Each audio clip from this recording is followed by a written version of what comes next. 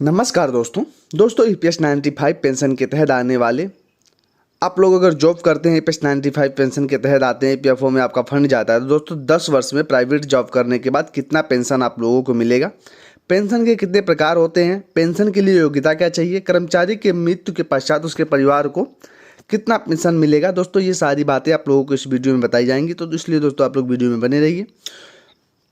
चलिए दोस्तों वीडियो शुरू करते हैं।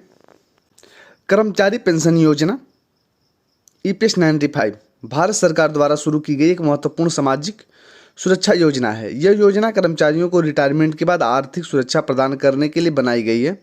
ईपीएस 95 के तहत कर्मचारी और नियोक्ता दोनों योगदान करते हैं, जिससे कर्मचारी को सेवानिवृत्ति के बाद नियमित पेंशन मिलती है।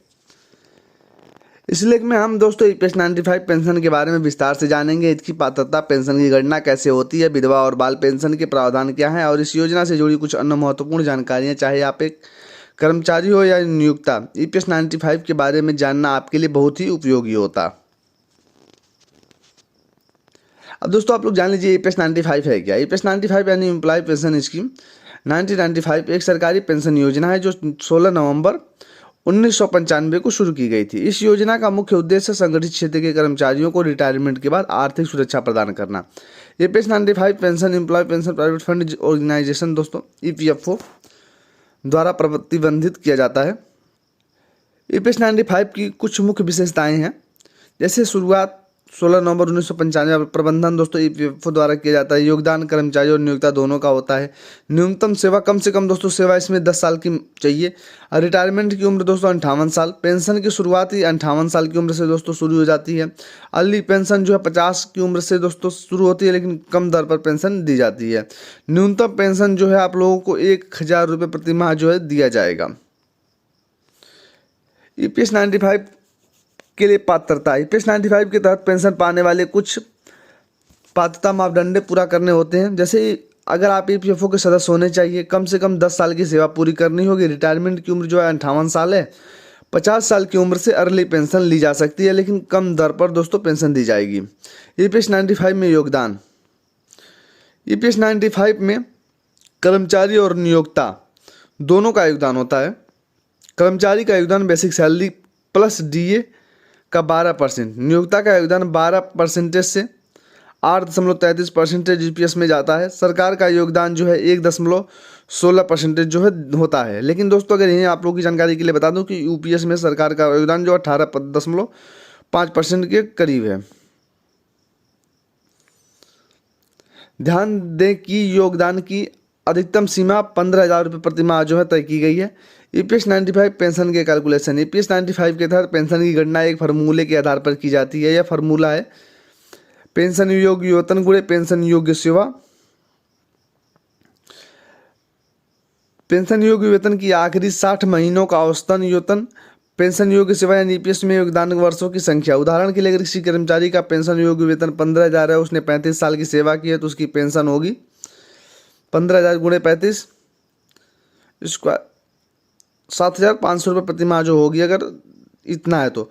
विधवा पेंशन का दोस्तों यही आप लोग जान लीजिए ईपीएस 95 के तहत विधवा पेंशन का भी प्रावधान है। अगर कोई कर्मचारी या पेंशन की मृत्यु हो जाती है तो उसकी पत्नी को विधवा पेंशन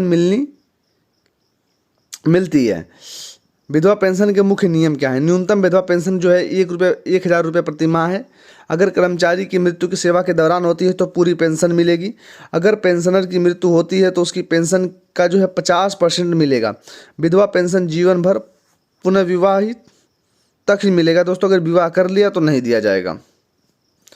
बाल पेंशन, ईपीएस 95 में बच्चों के लिए भी पेंशन का प्रावधान है। अगर किसी कर्मचारी या पेंशनर की मृत्यु हो जाती है और उसके बच्चे को बाल पेंशन मिलती है। बाल पेंशन के मुख्य नियम क्या हैं। एक समय में 2 बच्चों को पेंशन मिलती है। बच्चों की उम्र 25 साल से कम होनी चाहिए। प्रत्येक बच्चे को विधवा पेंशन का 25% मिलता है।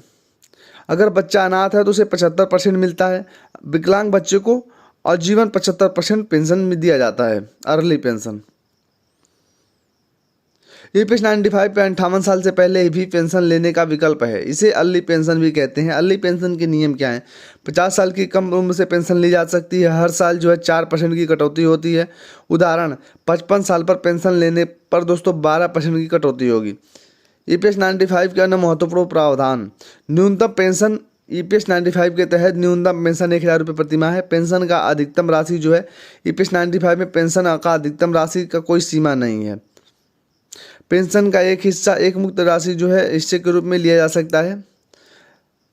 पेंशन की मृत्यु पर उसके नॉमिनी को बची हुई राशि मिलती है। अगर कोई कर्मचारी पूरी तरह से विकलांग हो जाता है तो उसे तुरंत पेंशन मिलने लगती है। ईपीएस 95 के फायदे। आजीवन आय। रिटायरमेंट के बाद नियमित आय का स्रोत। पारिवारिक सुरक्षा। विधवा और बाल पेंशन परिवार को सुरक्षा। कम योगदान। कर्मचारी को अलग से योगदान नहीं करना है पड़ता है। सरकार की सहायता। सरकार भी योजना में योगदान करती है। लचीलापन। अर्ली पेंशन का विकल्प उपलब्ध है।